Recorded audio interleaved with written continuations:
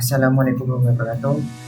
Kami dari kelompok 4 2011A ingin mempresentasikan bagaimana analisis tingkat STT untuk memenuhi mata kuliah yang 2.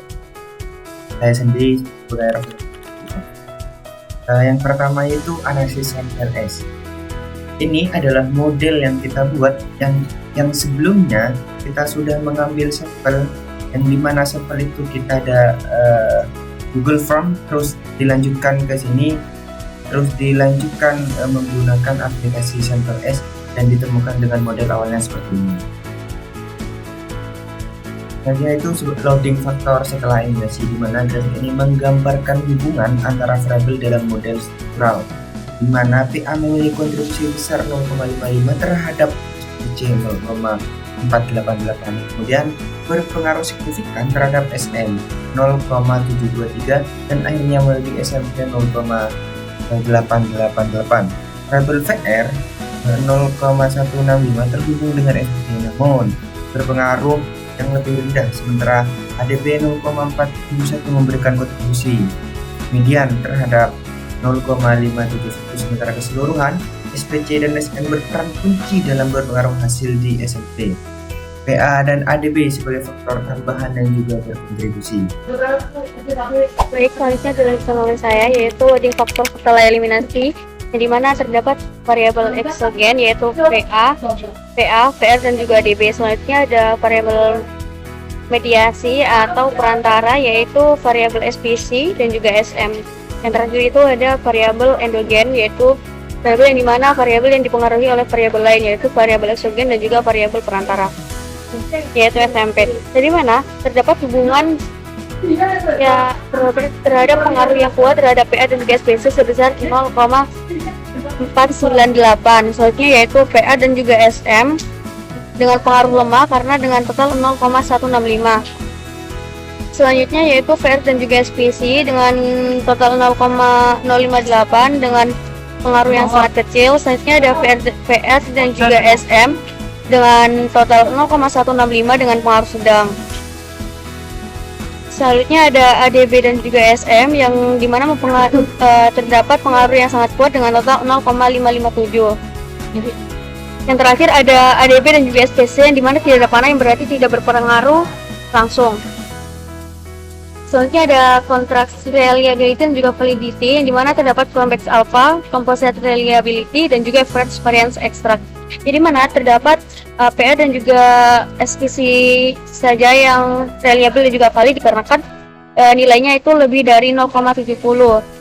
Sedangkan untuk yang ADB, SM, SMP dan juga PR tidak valid karena nilainya kurang dari 0,70. Sedangkan untuk composite reliable sama dengan convex alpha karena hanya PA dan juga SPC saja yang valid dan juga reliable dikarenakan nilainya lebih dari 0,70. Sedangkan untuk ADB, SM, SMP dan juga PR tersebut belum bisa dikatakan reliability dan juga valid dikarenakan nilainya kurang dari 0,70. Selanjutnya itu ada average variance extract yang dimana valid dan juga reliable dikarenakan nilainya itu lebih dari 0,50. Selanjutnya yaitu diskriminan validity. Hasil cross-loading menunjukkan seluruh indikator memiliki loading tertinggi pada konstruknya masing-masing, sehingga memenuhi diskriminan validity. Indikator ADB 0,714 sampai 0,766, PA 0,779 sampai 0,855, SM 0,753 sampai 0,773, SMP 0,635 sampai 0,887, SPC 0,793 sampai 0,903 dan VR 0,734 sampai 0,791. Semuanya lebih tinggi dibandingkan loading pada konstruk lain, sehingga setiap indikator terbukti merefleksikan konstruknya secara tepat tanpa tumpang tindih. Selanjutnya yaitu patch coefficient. Nah, hasil patch coefficient menunjukkan bahwa ADB memiliki pengaruh cukup kuat terhadap SM, yaitu berkisar 0,557, SMP 0,510, dan SPC 0,232. PA juga mempengaruhi terhadap SM 0,198, SMP 0,385, dan SPC 0,498, menandakan kontribusi yang konsisten pada ketiga variabel tersebut. Sementara itu, PR memberikan pengaruh kecil terhadap SMP 0,165 dan SPC 0,058. Secara keseluruhan, ADB dan PA tampak sebagai variabel yang memberikan pengaruh paling signifikan dibandingkan variabel lainnya dalam model. Untuk square-nya itu kita bisa dilihat dari nilai square-nya, menunjukkan bahwa di ADB itu yang memiliki pengaruh terhadap SM dan juga SP itu sebesar 0,39. Nah, di ADB itu pengaruh terhadap SPC itu tergolong kecil dengan nilai sebesar 0,040. Nah, untuk di PA itu memberikan pengaruh kecil terhadap SMP sebesar 0,223 dan SPC 0,215. Nah, untuk di SM itu sangat kecil pengaruhnya, yaitu sebesar 0,057.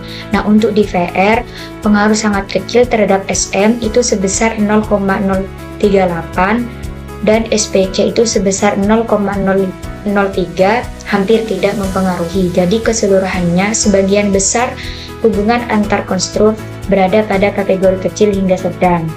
Nah, untuk R-square-nya itu nilai R-square menunjukkan bahwa model seperti variasi SM itu sebesar 72,3%, untuk variasi SMP itu sebesar 69,8%, untuk variasi SPC itu sebesar 53,5%.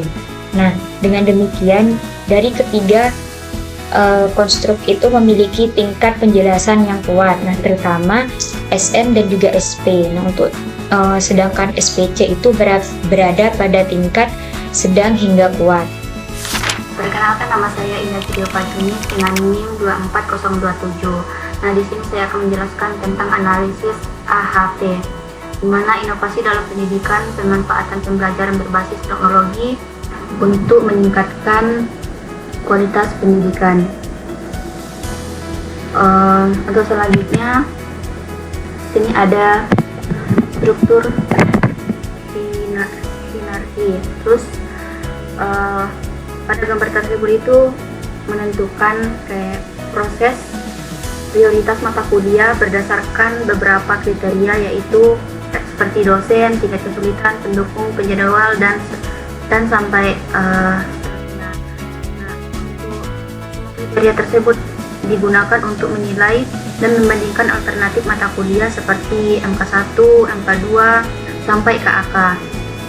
Nah, untuk selanjutnya di sini ada matriks perbandingan berpasangan untuk alternatif. Ini menunjukkan bahwa setiap kriteria memiliki tingkat kepentingan yang sama kuat dalam penilaian, ditunjukkan oleh banyaknya nilai 1 atau nilai sebaliknya, seperti 0,17 yang merupakan 1/6. Artinya tidak ada satupun kriteria yang dianggap jauh lebih penting dibandingkan yang lain. Semua kriteria minat, kesulitan, beban tugas, jadwal, sampai ke dosen itu diposisikan memiliki pengaruh relatif seimbang dalam penentuan alternatif. Baik, berdasarkan hasil perhitungan menunjukkan bahwa variabel dengan nilai tertinggi adalah MK1, diikuti MK2, perencanaan bisnis, KAK, dan MSDM. Namun untuk nilai CR sama dengan 1,3 itu melebihi batas 0,1, sehingga penilaian dianggap tidak konsisten. Karena itu, hasil peringatan ini belum menjadikan rekomendasi final dan perlu perbaikan pada matriks perbandingan. Terima kasih atas perhatiannya teman-teman dan dosen pengampu. Apabila ada pertanyaan atau masukan, kami dari kelompok 4 siap menjawab. Semoga presentasi ini bermanfaat dan bisa kita lanjutkan ke diskusi berikutnya.